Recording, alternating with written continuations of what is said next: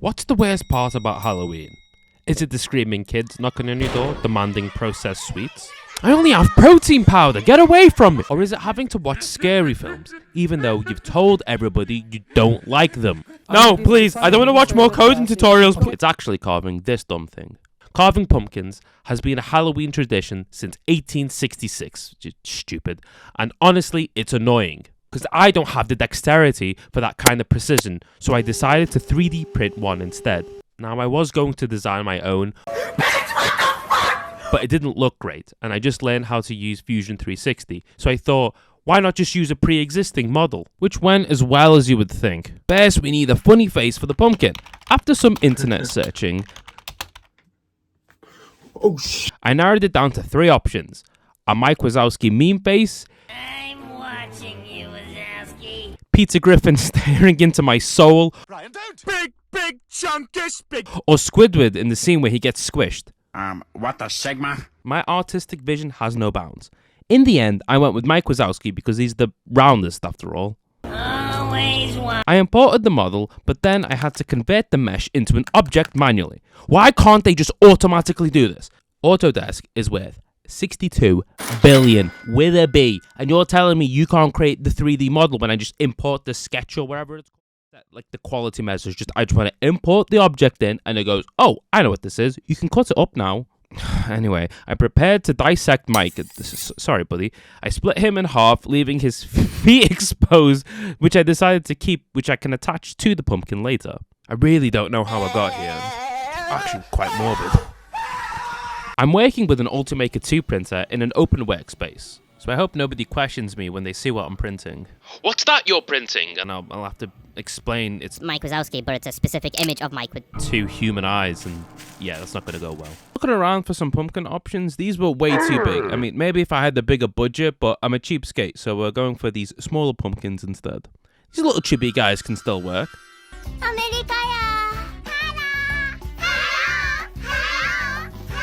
I ended up hunting for a mini version, which is smaller than at least 300mm, which is the size of the printer. I also brought one of my measuring tools, which is perfect for measuring anything smaller than 6 inches. There's a joke in there somewhere. After some picking between white pumpkins, weird green ones, and something that looks like it survived a hydraulic press, I found my pumpkin. I loaded it into Ultimaker Cura, and here we are. Quick tip, you should turn off uniform scaling if you're mad enough to follow these steps, because the pumpkins aren't perfectly round. Who knew? Now I just sliced the model, and it's gonna take 18 hours! Oh, we have to do this the next day? Are you Jake? 1 day later. I'm back, and I've kind of regretted my decision. Look at him, he's just begging to be melted.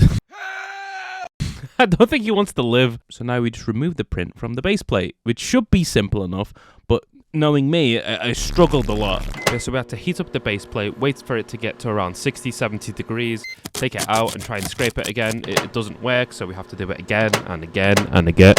So it kind of worked, but now I need to slice the pumpkin in half and paint it. So I'm off to the paint shop where I was bombarded with options. Oil, watercolor, and then I remembered a clip from the famous Hawk Tour podcast.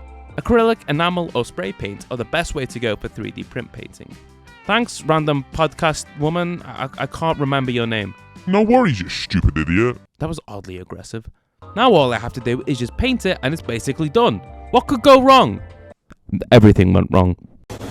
Hey kids, it's like an episode of Art Attack. In today's episode, we'll be using non-recyclable plastic to create a demonic version of Mike Wazowski.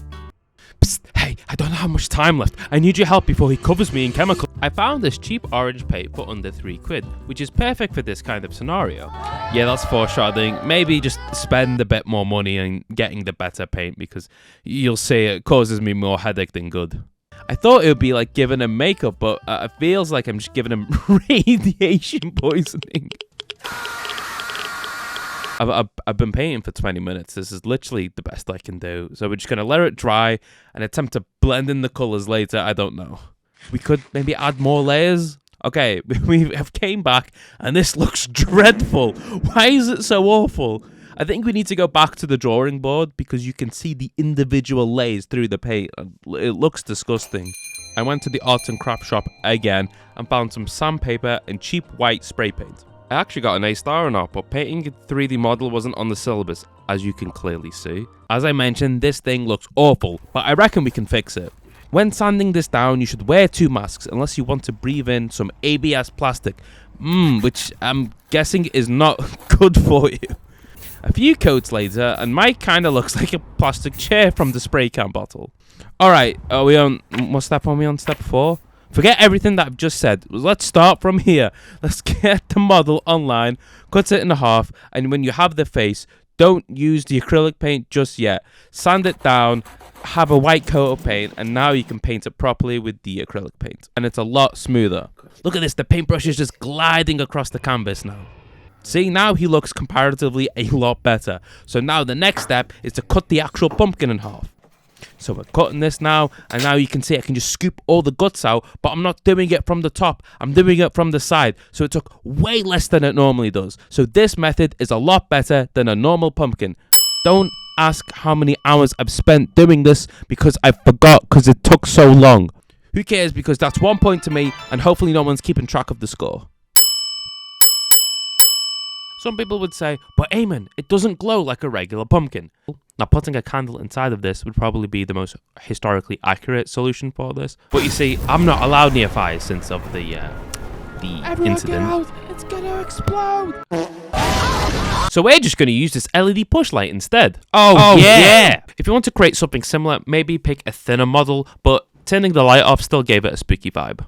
Anyway, so there he is. Look at him in all his detailed and seamlessness. And does your pumpkin shine in the light? Well, mine does. Look at this. Ooh.